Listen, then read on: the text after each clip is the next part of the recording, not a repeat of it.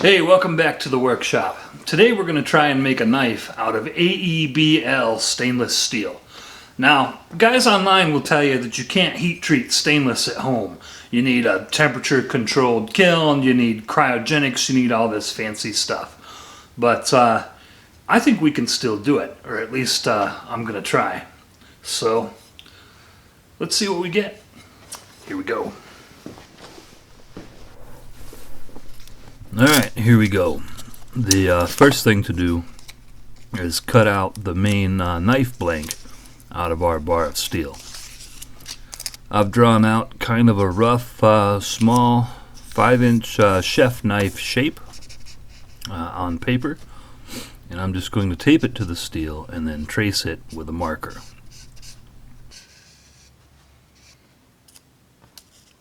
Now that we've got our pattern drawn, we cut it out on the bandsaw.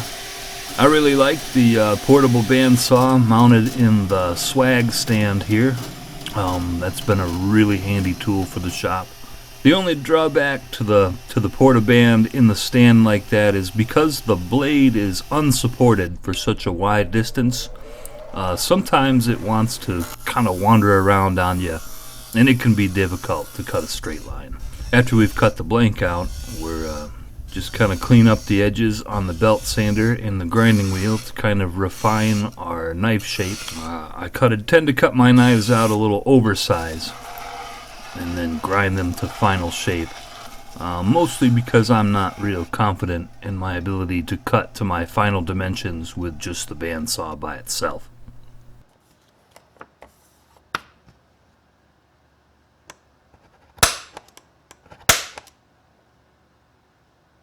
The next thing to do is drill the pinholes in the tang.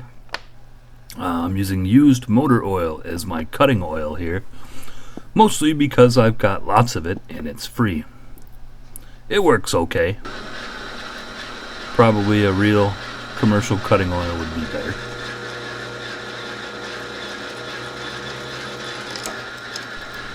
Anyway, I'm using the heat treat regimen as specified by Alpha Knife Supply, where I bought my steel from. My forge and heat treat setup is just a propane lawn burner from Harbor Freight run into a big stack of fire bricks. Real cheap, real simple.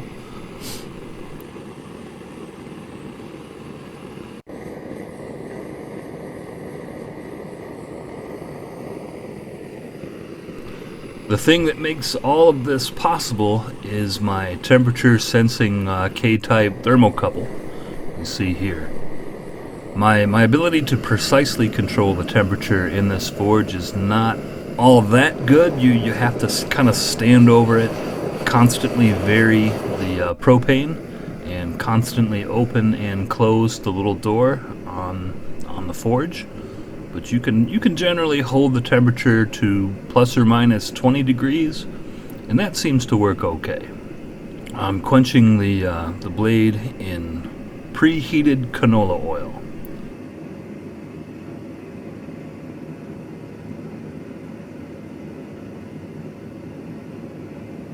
Now you're supposed to wrap stainless steel blades in a stainless steel foil for heat treating. But the foil is expensive and I don't have any, so I just deal with the carbonation and scale that builds up, and so far it's not that bad. Here I'm using a set of hardness testing files to verify that hardness has been achieved on this knife, and it has. The Rockwell 60 hardness file skates over the surface, and the 65 bites in, so we know that we're at least somewhere between 60 and 65.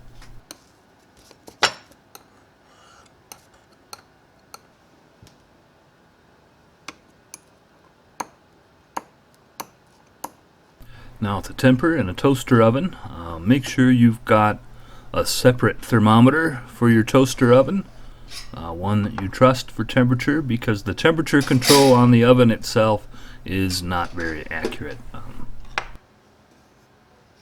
While we're waiting for the tempering to finish, it's time to start cutting out the handle slabs.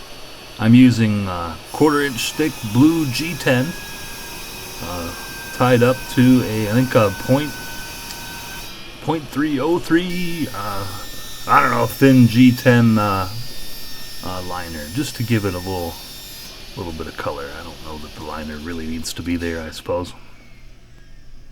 I really like G10 as a handle material. It's easy to shape, easy to work with.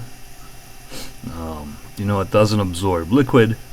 It resists heat, it resists cold. It's got a lot going for it, especially for a kitchen knife. The only drawback to it is because it's a fiberglass, the dust that comes off it when grinding is real nasty. You'll see that I'm wearing my respirator for this whole process. You do not want to breathe this stuff in. It's really bad for you. The glue surfaces on the handle scales have been roughened with the 36 grit belt. This is to give them a good surface for the epoxy to adhere to.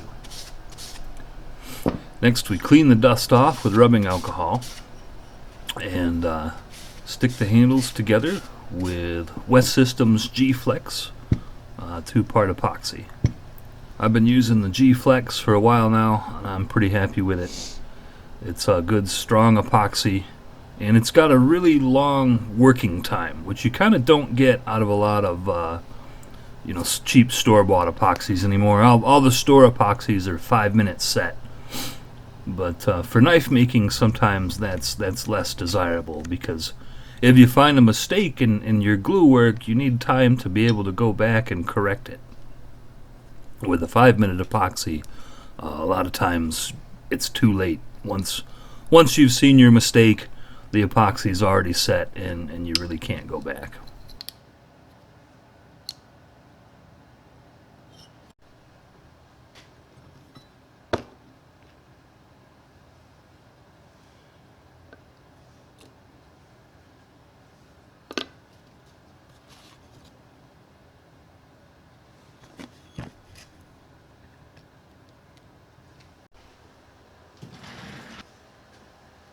I want to make sure that my handle scales and my liners are really, really tight and flat to one another with no gap. So I've got them between known flat plates and clamped up hard in the vise.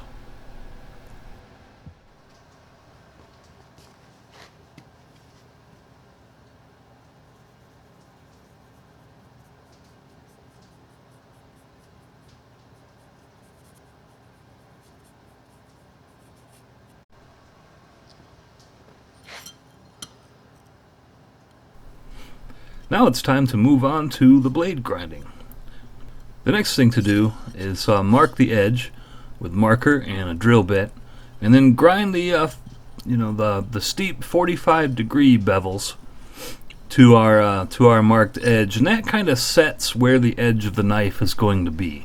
And as long as from here forward, I'll always be kind of grinding behind that edge. From now on, we're going to make this knife a full flat grind. So we're grinding behind the edge, taking metal away, basically until the edge bevels come all the way down and meet the edge that we set in the initial stage of this.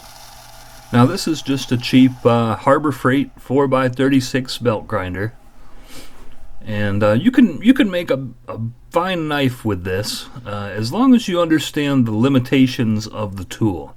The main problem with the Harbor Freight 4x36 is that it doesn't have a very powerful motor, and it doesn't have variable speeds, which means if you push too hard into it, it's going to slow right down and stop.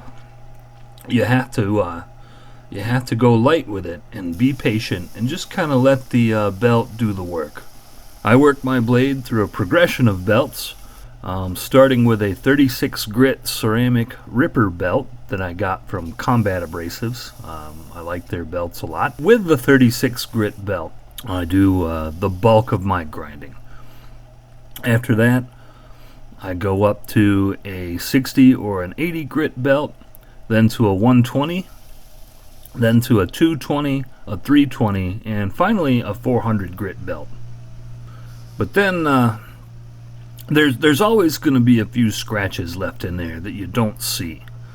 So I bring it over to the buffing wheel and give it a quick buff, and that will let you know right away where your remaining scratches are. Once you've done that, it's time to take it back down to the 120 grit belt and continue to sand until all of the scratches are gone. Once the blade is finished, it's time to attach the handle scales. I've also drilled several more lightning and glue bridging holes in the tang of my blade so that my epoxy gets through and through this knife handle and really binds the whole thing together.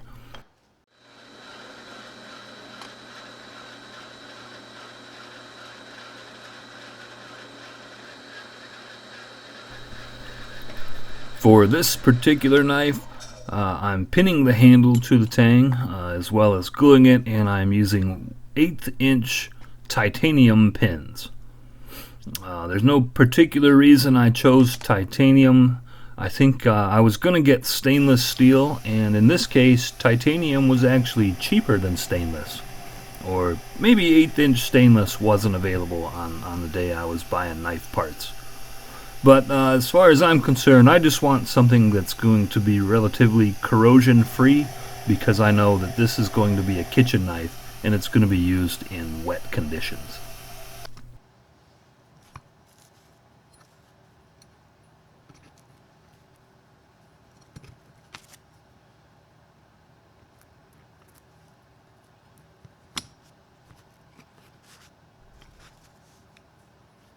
I find I get the best results by back drilling a series of small shallow holes, little golf ball type divots into the back of my handle scales to really give the epoxy a place to take hold.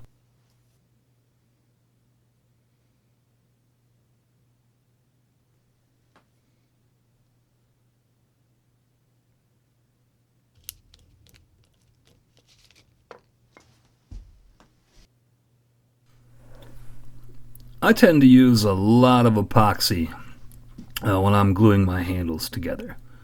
I figure, too much is better than too little. There's a lot of squeeze out and a lot to clean up when it's all done, but at least I know that my handle is well secured and I've got good glue bridging through and through all the holes. And once this knife is all put together, this is a permanent knife, and it's not coming apart ever if I can help it.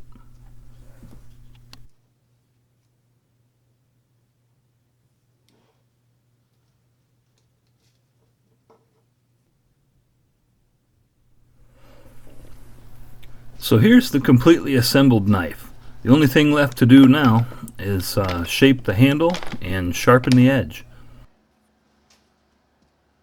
The first thing I do is grind the tops of the titanium pins down flush with the main handle on the belt sander, but then after that, the majority of the handle shaping that I do is done by hand using this kind of two-handed shoe shine method. I've got a ton of old belts that have come off of a 1x30 inch Harbor Freight cheap-ass grinder that I've since broken.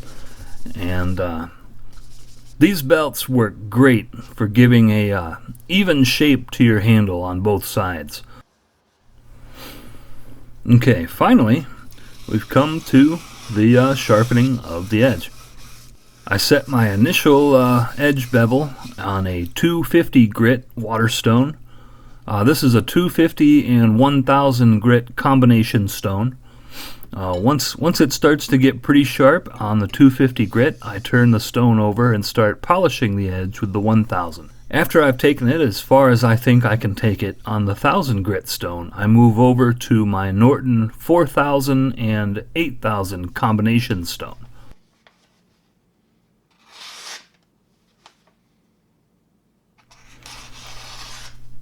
So that's how I make a knife.